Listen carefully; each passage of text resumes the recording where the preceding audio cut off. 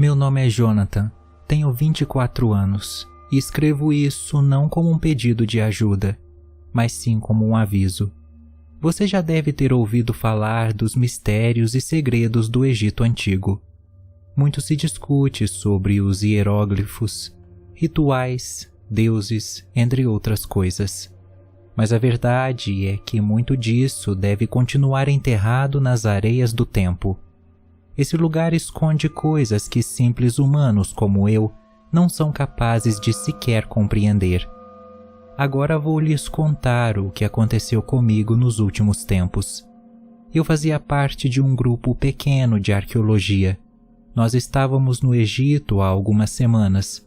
Nosso objetivo era encontrar vestígios de algum templo que ainda não havia sido catalogado. Nós éramos jovens, inconsequentes, que apenas se interessavam pela emoção de descobrir algo novo.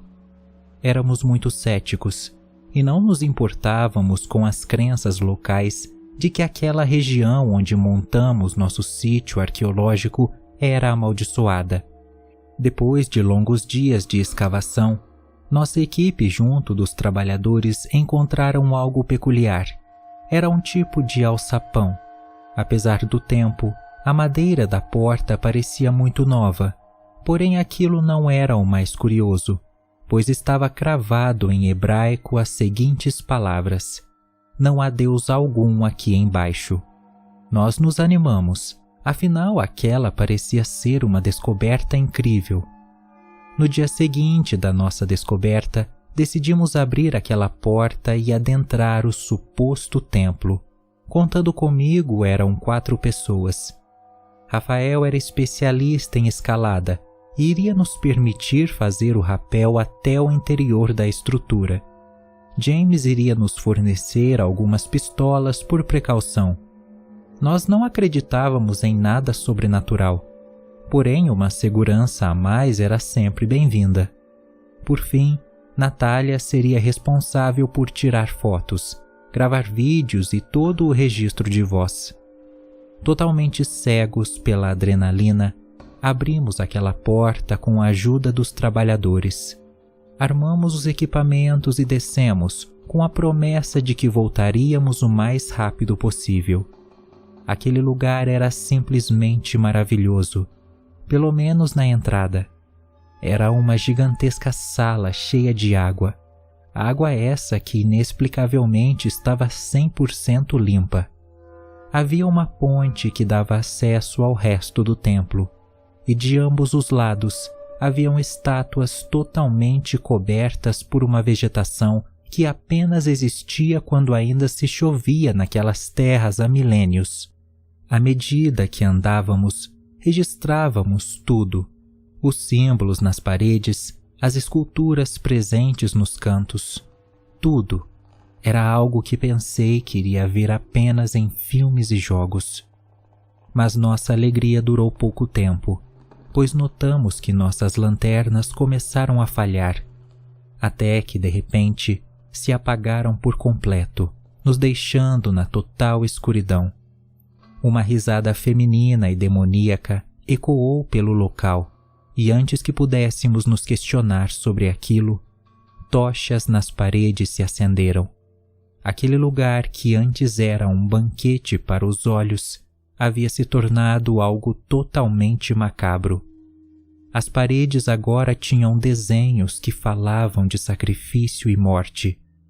O chão estava coberto por letras de alguma língua que era impossível de ser decifrada. Mas o pior de tudo era que a entrada do templo havia desaparecido. No lugar havia apenas um amontoado de plantas que seguravam corpos mumificados de cabeça para baixo. Mesmo com aquilo, tentamos ser racionais. Tentamos acreditar que aquilo era só uma brincadeira de mau gosto dos trabalhadores, mesmo que aquilo não fizesse sentido. Afinal, era como se o próprio templo tivesse se modificado de uma hora para outra. Começamos a seguir em frente, tentando procurar uma saída alternativa. Os rádios não funcionavam, então não podíamos pedir ajuda. à medida que íamos avançando pelos corredores, mas ficávamos horrorizados. As estátuas de deuses agora eram substituídas pela de seres grotescos, tão horrendos que sou incapaz de descrever em palavras exatas. O máximo que consigo dizer é que se pareciam com 1000 formas de horror além da memória. Em certo ponto, Rafael começou a agir de uma maneira muito estranha. Ele começou a tremer muito e dizia que ouvia vozes em sua cabeça. Nós tentamos o acalmar, mas ele ficou descontrolado. Gritava que todos nós iríamos morrer ali e servir de sacrifício para os antigos esquecidos. Ele havia enlouquecido de uma hora para outra sem nenhuma explicação. Ele começou a correr enquanto ria de forma lunática. Tentamos ir atrás, porém logo fomos surpreendidos por uma visão terrível.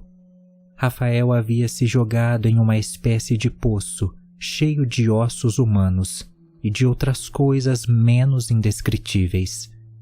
Pouco tempo depois, pequenas janelas se abriram ao redor dele, e de lá saíram grandes cães negros de olhos vermelhos, cobertos por estruturas de ouro que os davam um aspecto ainda mais místico.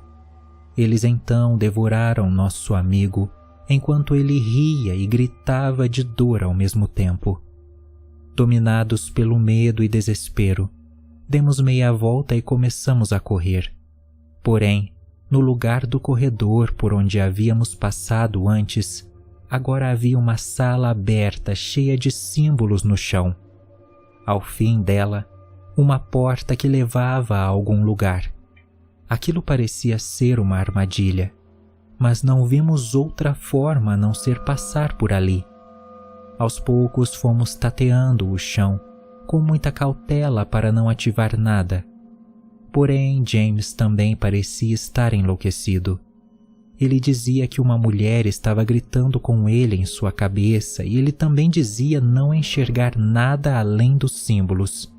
Tentamos fazer ele se acalmar também, mas durante seu ataque de pânico, ele acabou pisando em algo que ativou uma armadilha que fez espinhos de metal saírem do chão e logo o empalaram, matando ele na hora. Eu não estava acreditando. Nós estávamos perdendo nossa sanidade à medida que entrávamos mais fundo naquele maldito templo. Alguma força maligna estava destruindo nossas mentes e fazendo com que caminhássemos para nossa própria destruição. Natália e eu conseguimos atravessar aquela sala.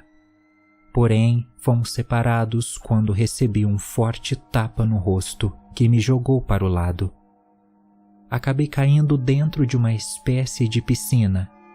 Tive que sair rapidamente quando senti que haviam peixes tentando me morder. Eu estava em um local que parecia ser um tipo de sala ritualística, com um altar de pedra e ferro.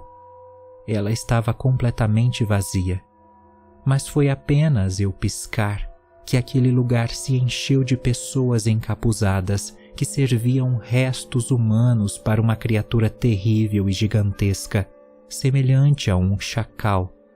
O meu susto foi tão grande que minha reação foi apenas cair no chão e gritar.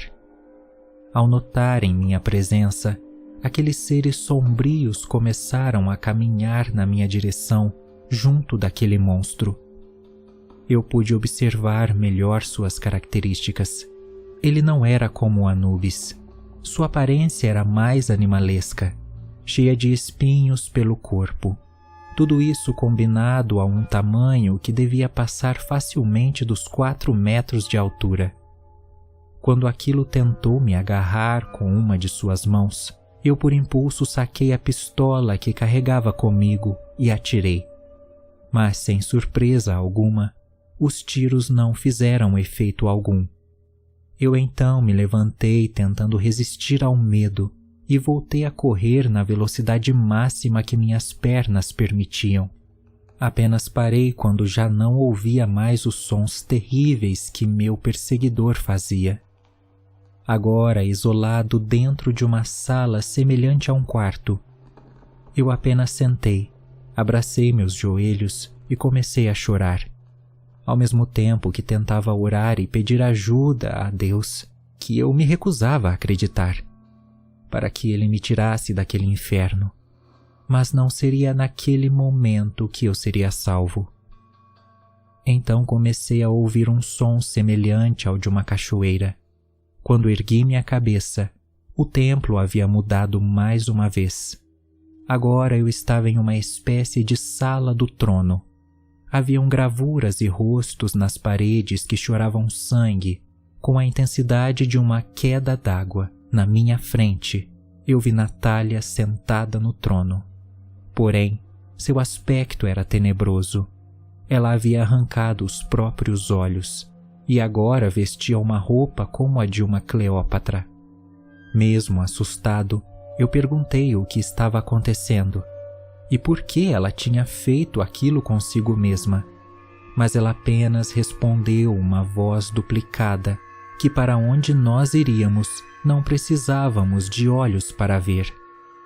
Nessa hora eu pude ver que nitidamente uma sombra enorme se formou atrás dela, e do rio de sangue que havia se formado a partir daqueles rostos, saíam coisas que pareciam ser grandes tentáculos prestes a me agarrar.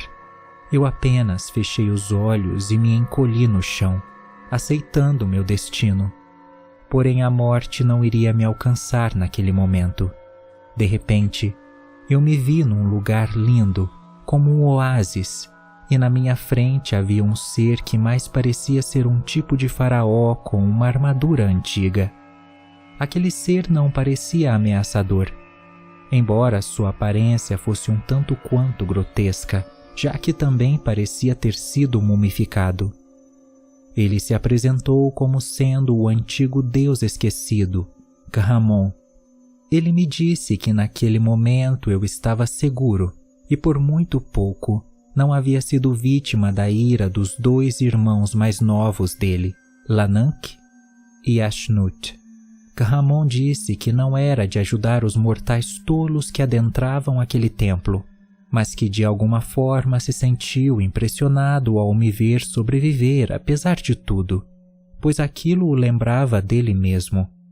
Para concluir, ele me disse que infelizmente não tinha poder o suficiente para me tirar de lá diretamente, mas que podia me jogar em um local onde eu poderia encontrar uma outra saída.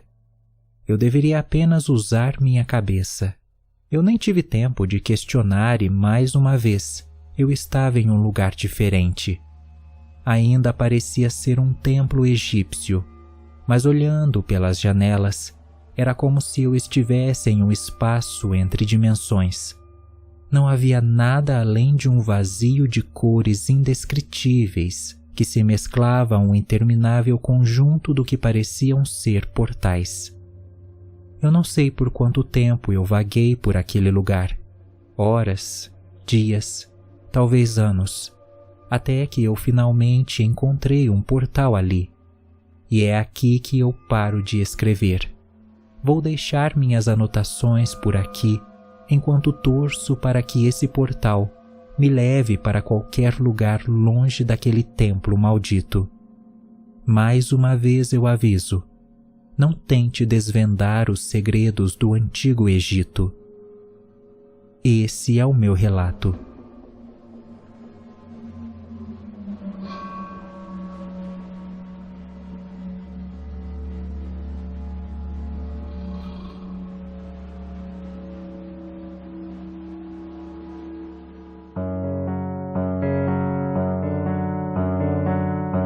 Contribua com o Apoia-se do Assustado e tenha seu nome nos créditos dos vídeos, além de outros benefícios exclusivos. Envie o seu relato através do link na descrição. Siga o Assustado no Instagram, TikTok e Spotify. Todos os links na descrição.